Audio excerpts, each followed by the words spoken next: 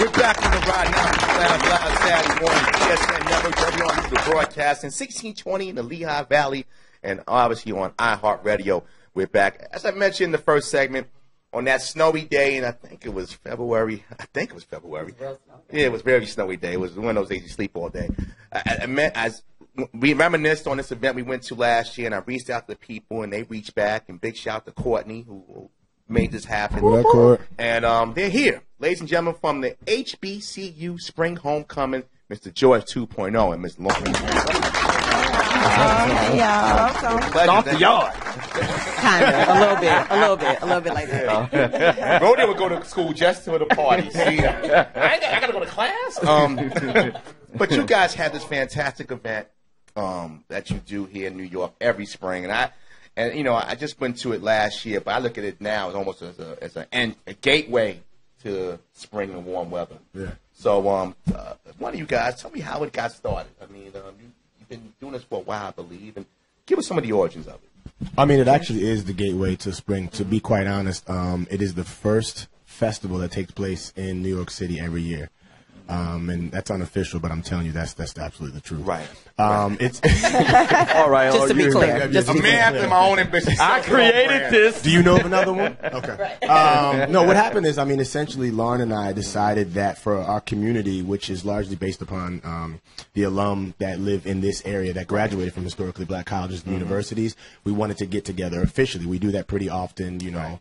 Networking events, happy hours, things like that. But we wanted to pool our resources, both our social resources, our financial resources, to help people understand that this community exists here in New York, right, and that we can inspire people that are in New York to want to go to HBCUs and bring their talents back here. And so it is called HBCU Spring Coming. Mm-hmm. We dropped the home, like not Spring Homecoming, because it kind of just corrected. Yeah. Real quick. It was real smooth. I did it real smooth. Thank you, Dad. Yes, you did. Because when you hear Spring Coming, you think homecoming automatically. Right. And we wanted to make sure that people who couldn't make it back to their schools in the fall, who have weddings and babies and other things and jobs and couldn't just pick up and leave, could still have that same celebration here. Oh, okay. And not to waste that energy by just, drinking and kicking it, but to take our resources and make sure that we could send kids, students, high school seniors that wanted to go to historically black colleges and universities to the schools. So the main thing that we're doing is we're actually raising money to help kids. It's like party with a purpose. Very much. Yes, so. all weekend. It's amazing because I grew up in the school days where, I was getting ready to say, it's my favorite movie. My favorite movie. And everybody was based on Morehouse College. Morehouse, exactly. right? Spike Spot. Charlie Cars. Loosely. So we got Morehouse and A&M. Yes. And growing up in New York, while New Yorkers looked at and we saw the schools down south, it was always like, oh, that's down south. But you know what? The older I got, and I was telling this to Courtney, the older I got, even though I didn't go to a historic black university, the older I got, I saw the reasons behind it. It was a time when we didn't have any choices. You look at the old NFL, we use the sports ad if he alive. You see like the Willie Browns and the Deacon Jones. They didn't have opportunities to go to Penn State or Alabama. Would have got shot and tried to apply to go to Alabama. Yeah. So when you see the black universities, they hold such a prideful place for us, and to have these events here in New York, in the greatest metropolis, financial metropolis in the world, I think it says a lot. I think African American kids or even any kid should realize these schools have history, they have tradition, and you're going to get a fine education. Yeah, I think, part of the reason we started Spring Coming, in addition to the concept of, I think I've missed one homecoming since 2001. So I go back every year. Tallahassee. And it's far. Just to be clear, nobody's going to Tallahassee unless you're going for homecoming. Space, right? Literally, got my own parking space. Right. Like, I come back every year. But we realized our friends couldn't, right? And I think that, a part of the legacy that you speak of with HBCUs is upholding that legacy in a particular way. And we don't have the endowments that a Duke or a UNC may have, right? And so the way we uphold that legacy is largely by our presence and our participation. And the way to keep people engaged in their alma maters, at least that we've seen, is by giving them an outlet and reminding them of the nostalgia of just being around, right? Being around people who are like you. I think one thing I realized when I came to FAMU, even if you went to a university that or I'm sorry, a high school that was predominantly white or predominantly black or whatever the case may be, is you're literally among the best of the best. Like that competition that you have in high school is nothing when you're in a room that's full of not only your peers, but people who look like you, and everybody is showing out, right? Like everybody's making good grades. Everybody's trying to be better. There's they really are competing, and they bring a familial atmosphere. My whole family went to HBCUs. Shout out to South Carolina State University, where most of my family went. Go Bulldogs. Right, go Bulldogs. And my daddy is the oldest of 7 kids, and he walked into the administrator's office and said, "Look, my mama died when I was 19. I have 6 brothers and sisters who need to go to college. Can y'all help fund their education? Can you send them there? I'll figure out how to pay for it later." This is how a lot of families in the United States got education. And HBCUs just looked out for them in that way. And so we want to make sure that we continue to preserve that legacy and make sure that we not only give back, but we kick it a lot, because that's the HBCU experience. That can still be done now. Just walk into the administration. It cannot. It cannot. But I will say, listen. I have a story. Have to be left behind. Yeah. You, my brother. I have a story that I will not share on the air, but that I will share with you later on about how I got to FAMU, because it was not an easy road. And literally, my mother wrote a 4-page letter to the dean of business and was like, which is nice. My daughter wants to go here. You couldn't go across the street to FSU and do that, huh? No. I don't want to say No, listen, shout out to the Knowles. It's just not,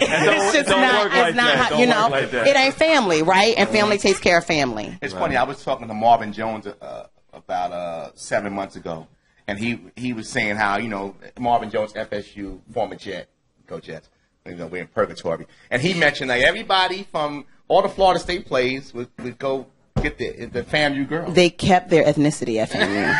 I'm going to be 100% honest with you. That's what happened. They all came. They were on a set on Fridays. They kicked it. We loved them. We fed them. They went to Olean's, which is a soul food restaurant across the street from FAM. They did all of that. Y'all was a lot of you know what? It was an atmosphere of love, and I think that's what Spring Coming brings as well. A lot of love. A lot of love. About 30% of our RSVPs actually come from graduates of white institutions, which should tell you one thing. It's about the love of black education, black excellence. It's not necessarily just about HBCUs, because we all often get that question. Because every black person in New York goes to Howard Homecoming. Right, but there's 107 HBCUs around the world, including the University of Virgin Islands, which is also an HBCU. I was going to ask you that. Do you know, has it ever been cases where you speak to your peers and they'll say if their counselors put these colleges in front of them? Well, yeah, I really want to know, just within our African American community, because I started to think about when I was in high school, what were the options that was put in front of me? Because it wasn't until I actually, till we went to the event last year that I was like, dang, I missed out. Mm-hmm. I mean, a lot of it, you know what I mean? Because the opportunity was not presented. I went to other, great schools that I'm proud of, but you know what? If that was put in front of me and I had an opportunity to learn about, other different black colleges, I think I would have went, a different path. Do you find that that's a challenge just, amongst our community, that these schools are not really being presented? The biggest challenge, though, for education, period, is being able to afford it. Let's just be really honest, right? So a lot of the schools that are put in front of people are the ones that they feel like they can afford. Now, in the HBCU tradition, a lot of times, as she said, much of her family went to an HBCU, it's because it comes from the familial tradition. So we pass that on. You start telling your kids about the schools you went to and how they affected even their lives and the traditions that you've upheld. But from a financial standpoint, and even from a graduation standpoint, you start looking at HBCUs, you're looking at hovering around 59-60% graduation, which is still higher than black students at white schools. True. So these are the kind of statistics that our kids need to hear, even if it means that they're going to be spending the same money in this space that they would, at a traditionally white or predominantly white institution. These are the things that, to your point, are not put in front of us, and we're not encouraged. And that's what Spring Coming does. It also shows them, one, we're willing to put our money where our mouth is. We're going to kick it, and the reason we can kick it is because we graduated and we got good jobs, and we want shout out to graduation. To graduation, right? Yes. But also, we want you to see what this spirit does, what this revival, what this community is about, and to sort of maintain and keep these schools open. These schools, HBCUs they're struggling in terms of, how many are shuttering their doors. This is a major problem. But like I said, I think they're struggling because it's not out there. You know what I mean? Know how we know something exists, but then what are we really doing to say, okay, listen, here I am. listen, young man, young woman, these are also your alternatives. Yes, money comes into play, but there are things you can apply. That's what we're trying to scholarships, do today. This is something about bringing stuff like that. But Because I'm a little heartbroken. I'm going to say this, and I remember when I was going to college, my father did not allow me to go to an HBCU. I got accepted. Big shout to Mr. Phillips. He was like, you're not going south. Straight up and down. But you look like a Black Panther. I mean, I got into Morehouse. Free G. O'Malley. He didn't let me go to a black school, but power to the people, my brother. I got into You got it some way. I got into Norfolk State. I had scholarships, whatever. I could have gone. He's like, son, I want you to understand that people look at your resume. They look at the schools you go to.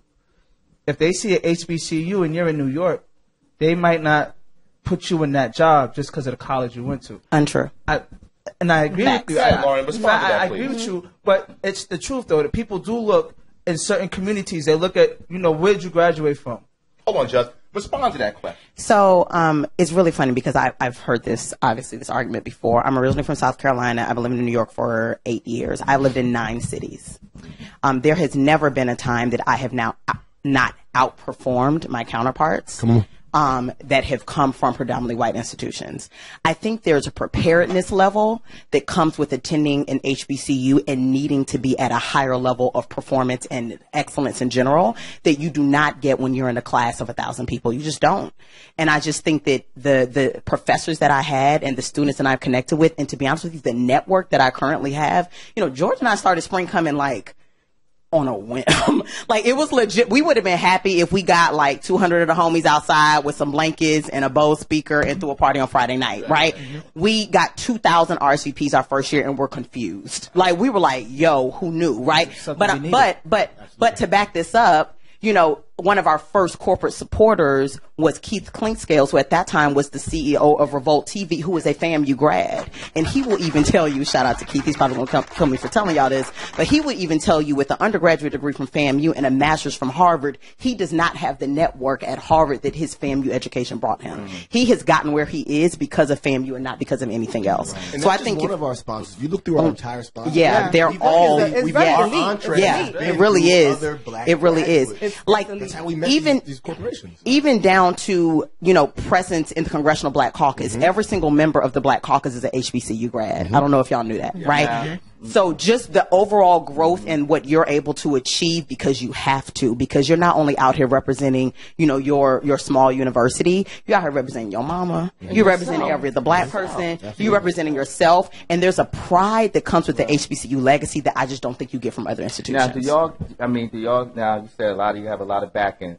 How are the Black fraternities come out to support you? It's a lot of Black fraternities. and I'll say this, having gone to Lauren's point, having gone to Morehouse, when I first got this, all Black males, right? Mm-hmm. So you get in there, and the first thing they do is they say, how many of you were president of your student council? And you're like, oh, this is my, I raised my hand. Everybody raised their hand. And you're like, okay, well, how many y'all were captain of the track team? Oh, watch this. How many y'all were president of the females? I'm saying? That kind of thing, too. Right? So then you start looking at how to break down whether you're going to enter into a fraternity or, shout out to Spelman across the street, whether you're going to enter into sororities. And so now you're even more exclusive in terms of how you're peering, right? That competition is just something that you're dealing with the entire time. So we have people that come out to spring coming who invested themselves that way in school, and some that didn't. Not because, there's any sort of preference to either Greeks or non-Greeks, but it's just about you have an opportunity in this bastion of knowledge, in this competitive institution, to choose and discover who you are. And that's something we maintain even during this weekend of events. Yeah, I got a question for them, because the thing I want to know, I don't know how well you know this, but how many people came into the colleges after seeing something like A Different World or also like the Cosby Show?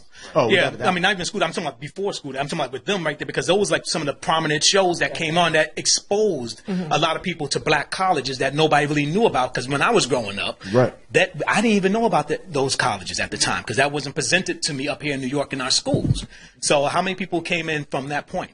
I don't know what the number is. I don't know what the number is to the either. question you were saying, how these schools are not put in front of us. That's actually how many of us found out, to your point about those schools, and that's where we engaged and became interested. I think it's a stigma, because when people say, you're going to the Black colleges, oh, party central. You know what I mean? Just gonna be partying. You may not get I could have just schoolwork done. That was something that was kind of slightly, you know what I'm saying, in my head. You know what I mean? And if it was in my head, then it was in other young African American men and women. Well, that, we have a relative that holds. I don't know the records, but I think the record's been broken. But Donald Jennings was a Morgan State standout. My first football game I ever attended was at Yankee Stadium, Graham, in Morgan State in the 80s. Yeah. I knew the black college thing was always in me. I played football. I got recruited by North Carolina A&T and Morgan State. Shout out to A&T. They win everything at spring coming out. Y'all live. That's kind of my de facto black school. But my thing was, and again, I want to touch on this because we just experienced the NCAA tournament. We see the dominance of Alabama and Clemson and all the Florida State. You know, it would be amazing if, especially in basketball, like I see a guy like LeVar Ball, the father of the Ball kid from UCLA, Lonzo Ball. And if we had a parent to say, you know what, I'm gonna change the game. I'm gonna send my kid. If the kid is that good. So he'll play only a year in college anyway. I'm gonna send him to Morehouse, or I'm gonna send him to Howard, and we're gonna change the game financially because we see what millions of dollars make. Roy Williams just got $1 million bonus to win a national championship. Imagine what that $1 million would do for I'm gonna tell you what, man. Like, you know, I know that for the kids that were in the biology department and the kids that were in the business department, many of them could have gone and played at least D2 basketball, right? If you went into a lot of our HBCUs and you went into the gym, or the rec centers, you see some of the best basketball players in the world. Like, seriously. But they made a decision to do education. To focus on their education. They made it, and the education is not just, you know, in terms of the book education, but the things that you learn from your peers. You know, like at school, while I was there, I was teaching kids how to shine shoes that didn't grow up with fathers. And there were some kids that were teaching other kids how to tie bow ties. That didn't, you know what I mean? And those are things that you learn from your community in addition to not being able to rely upon being the smart black kid in a room full of white people. Socialism. You know what I mean? It's the socialism, the things that you learn there make you give up perhaps the dreams of a year or two playing basketball or football. And so that dedication is something that is so special and so unique to the historically black college and university. We're going to take a quick break, and this is a great conversation, but I want to talk about the event. You got a lot of great events. It's exhausting. It's literally homecoming. If you don't come home tired, then you didn't go to homecoming. George 2.0, Lauren Grant, again, the pride of Morehouse and the FAMU Rattlers. You know, did they play this shit? FAMU is in the MEAC, and Morehouse is what D2 SIAC. So y'all don't get the. We don't get to play each other. I mean, but we compete in every other way. Right. We also go to each other's homecomings, which is the real games. Let's be real clear. But y'all still friends. That's good. Y'all still friends. Look, friends, family. At this point, we family. Pick one of my team when you need them. But we want to talk about the event. I mean, the event itself is some phenomenal showcases all weekend long. George, talk about the events and how you got to why you do certain events on certain days. Yeah, well, I mean, our idea was for it to not just be a singular day event, right? And fortunately, because of the way we put together this festival, this being our third year, we've actually been grandfathered into the city's calendar. Nice. So before anything happens on this third week of April in these parks, they offer us this date, which is a huge accomplishment for two transplants. Shout out to New York City Parks Department. Absolutely. But we wanted to make sure that we were using the same kind of style that many of your festivals, your South by Southwest and, you know, your Coachellas were using, where we would not only have, you know, the live performances and like that day on the yard, but we would actually have all those other aspects that festivals have. It's funny you say about Coachella because it does have a Coachella. Well, I mean, honestly, you know, and I work in live production as well, so it was, and so does Lauren. So our idea was to really build out the festival component, to have a filmic aspect, to have an educational aspect, to have you know, the community enrichment aspect, to also kick it, to also go to worship service. And Lauren's going to actually walk you through the schedule, but just as she does so, recognize that we were very intentional about having each day sort of cover a different area to make sure that we were covering everything that you can get from being a graduate of these institutions. Yep. So Spring Coming has a total of 7 events. Technically 8. One is actually a private event in partnership with the Schomburg. So another really big thing that George and I wanted to focus on is, to be honest with you, George and I are both members of the Harlem community. You know, we love Brooklyn. We love all the other boroughs, right? But Harlem needs Absolutely. this. Harlem needs this. Does. Harlem needs this. Brooklyn gets every festival. Y'all get Afro-Punk. Y'all get Curl Fest. Y'all, we love BK. Shout out to BK. But unfortunately, Harlem does not get as much, right? And so we were very intentional and purposeful about keeping probably 75% of these events in Harlem. So the weekend will actually start with a private event for our sponsors and host committee members. We have 19 HBCUs represented on our host committee, which we think is super dope as well. Shout out to our host committee. Shout out to our host committee. They have been working hard these past couple weeks. So our host committee will have a private event at the Schomburg. It is a viewing of the new documentary that's coming out about HBCU life called We Are Rising. The Schomburg has been an amazing partner there. Shout out to Novella at the Schomburg. So the real spring coming weekend actually starts on Friday. Now I'm gonna walk y'all through this, and y'all should be tired at the end. So imagine how tired George and I are. I'm getting tired of just waiting there. It's like real life. It's a live. Get your pads and pencils. Get ready. Listen, go back. Y'all watch. Tell your friends right now. Tell your friends. This is what we doing Friday night. We about to walk y'all through homecoming in real life. That's why y'all wear boots. Right, all the time.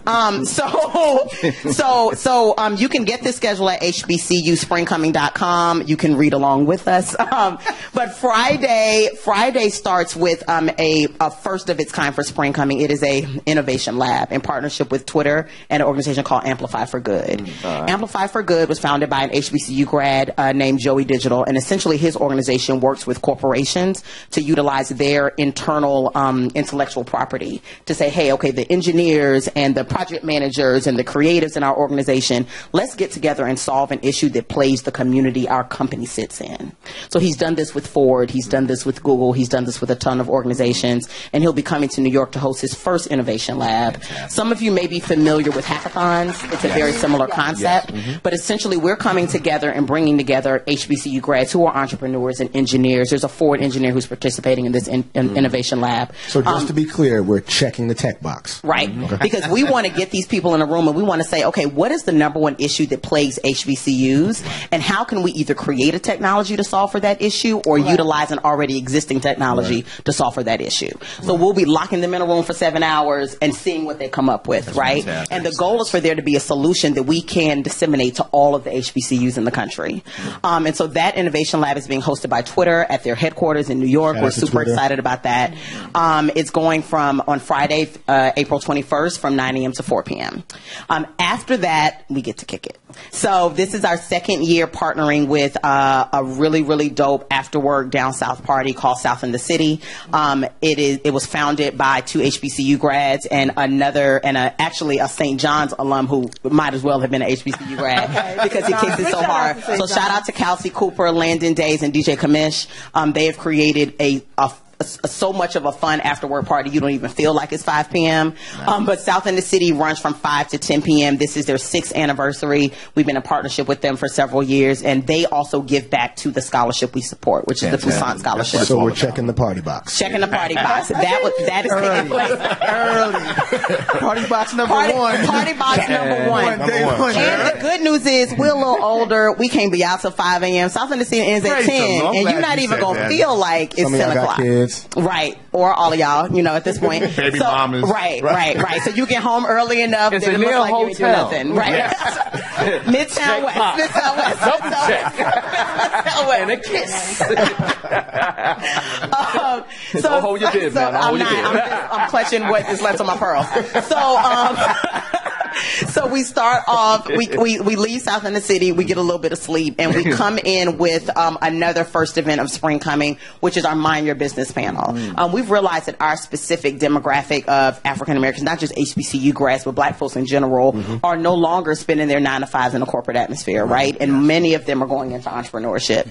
And so in partnership with the New York City Small Business Services Department, which offers a ton of resources for entrepreneurs in the city, we are hosting a panel called Mind Your Business.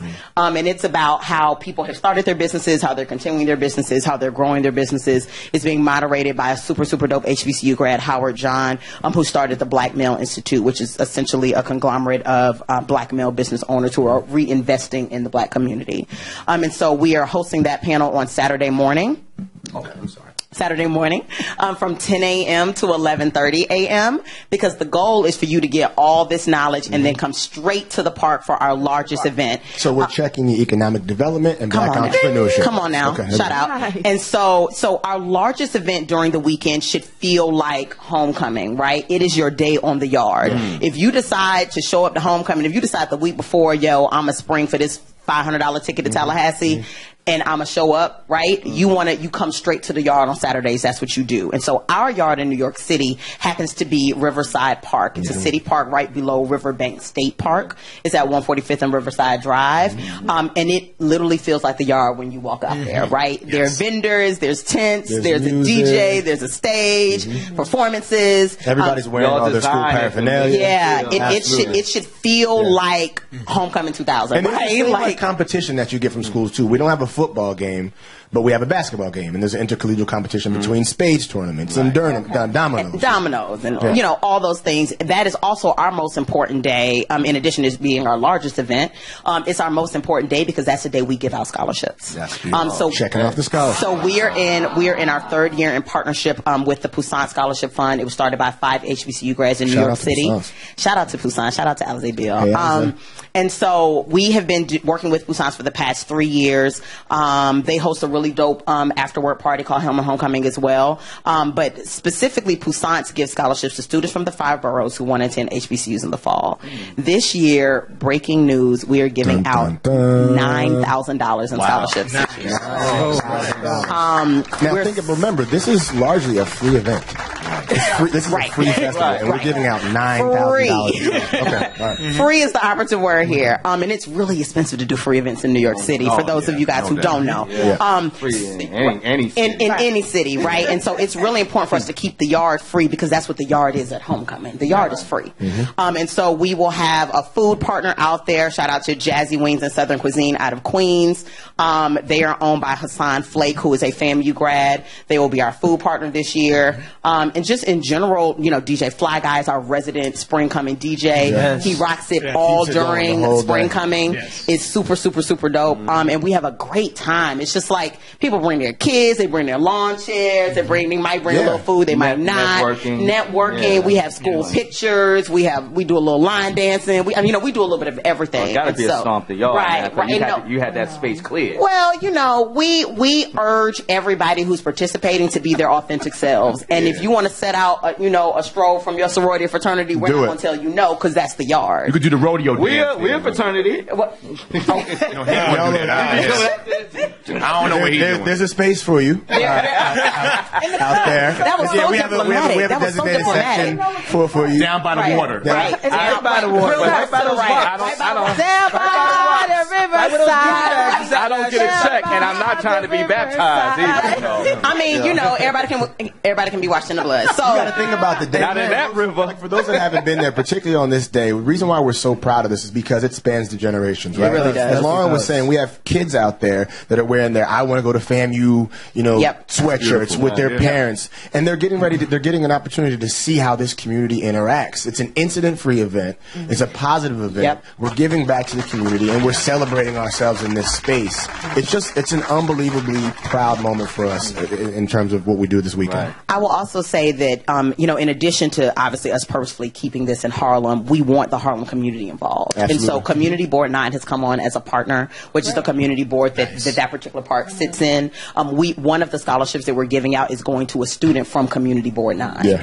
So we want to make sure that we say thank you to the communities that supported us and in making sure that they are aware this is an incident-free event. We're not here to make any trouble. We just really want to support their neighborhood. You know what?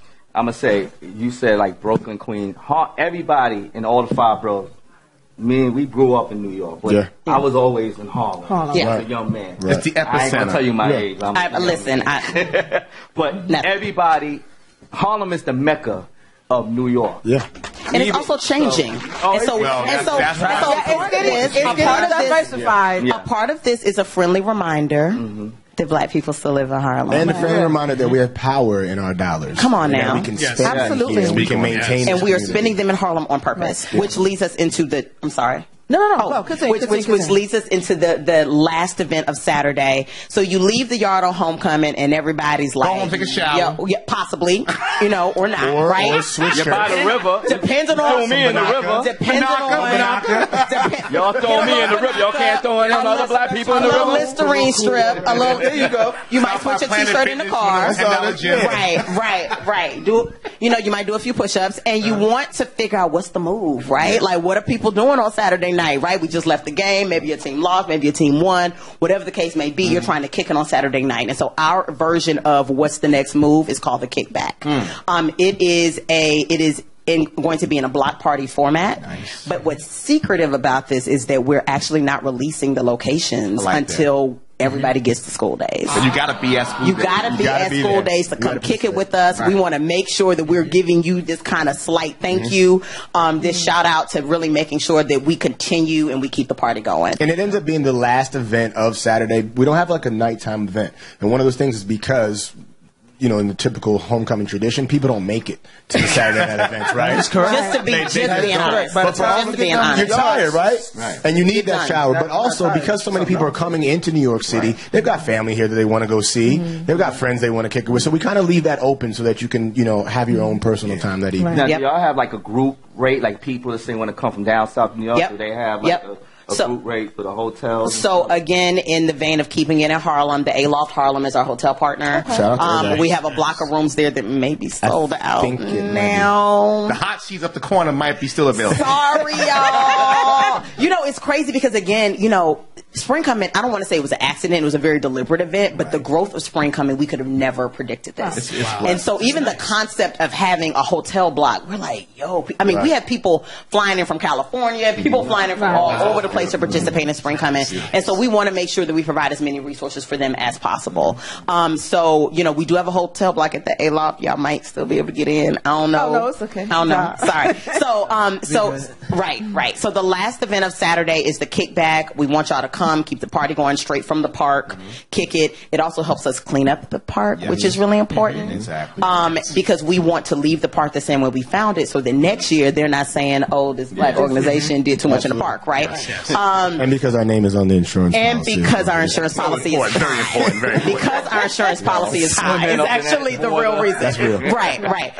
So the event that starts Sunday ties into the age-old African-American tale that says if you had your butt in the street on Saturday, you had your butt in church on Sunday morning. So we will be worshiping at 1 Corinthians Baptist Church at 9:30 a.m. Shout out to Pastor Mike. We love Pastor Mike.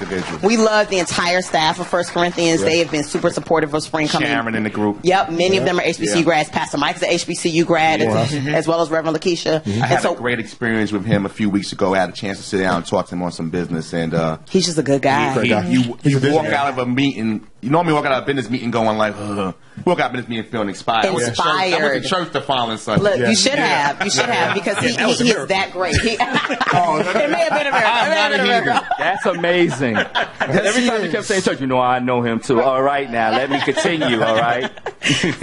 So we're kicking off worship service at 1 Corinthians, which is on 116th and Adam Clayton Powell in Harlem. Again, keeping this very Harlem centric. And then the last event of Spring Coming is actually a brunch party that I started specifically in Harlem called Have Plenty Brunch. We are now a global brand. We just wrapped our second international edition in Cape Town last weekend. But Have Plenty Brunch is essentially what we call at FAMU and most HBCUs like your wrap up brunch, right? It's like, what did we do this weekend? Do I remember it? What happened? Who did I see? Who did I not see? Trade numbers. Right. Before I head to the airport, let me make sure I connect with you this last time. And so Have Plenty Brunch is equal parts brunch and party. We don't even get venues that have a dance floor, right? We want you twerking over your eggs. Like, it's a celebration. It's a celebration, and that's really how we feel about Have Plenty Brunch. And so Have Plenty Brunch is going into its third year. Shout out to DJ Kamish, who's our resident DJ. And this year, Have Plenty Brunch Spring Coming is at Solomon and Cuff, a black-owned restaurant in Harlem that is actually not too far from Riverside Park. Right on 12th Avenue. Right on 12th Avenue. And so the wrap-up to Spring Coming is Have Plenty Brunch. It is the event that you don't want to miss. Any numbers you didn't get at the park on Saturday, you definitely probably going to get them on Sunday at Have Plenty Brunch. So that is the Spring Coming weekend. Hopefully we sleep. I'm like, prepare so I can get ready for this. How do you like you know the water like? You can close your eyes because we've been on phone calls and emails. We started planning in July the year before. I mean, to get this to happen, the kind of energy that it takes for Lauren and I to put forth is you wouldn't imagine. And shout out to our host committee, who actually has done a great job, and our producers team, who this being our third year, this is the first year when we've been able to delegate in this way. Yeah, and it's amazing. I was going to say because as we all know, Harlem being a historical place, I'm glad you said First Corinthians, because I was going to say, have you reached out, church, in Harlem is so big, pastors are so big, they put together a lot of things because they're all community together. So I was wondering if you reached out to a lot of the historical black churches just within Harlem to help you with your push to get more of the local community outside of Community Board 9 involved with what you're doing, outside, because I do see the big posters that are up when I go to 125th Street and I'm looking at the bank, I see the posters, but definitely get involved with a lot of the major and big and small churches right here within Harlem, because you would be surprised with the extra push that comes along with that, where you can get the Riverside, you can get the block parties with and you can really get a big crowd. To be honest, it's been incremental, right? As Lauren said, this is something we thought that we were just going to have a bunch of people out in the park. And honestly, we really did. I don't think y'all understand. We hit 1,000 RTPs. We were like, 1,000 people want to come. And so every year when we come to a radio show and when we add the PR team, when we add more producers, people are really helping us figure out ways that we can expand it. And to your point, we've been going through our home church. Because of our community there, but maybe next year we'll explore some other worship facilities as well. Guys, I mean, we can talk on this all day, and no.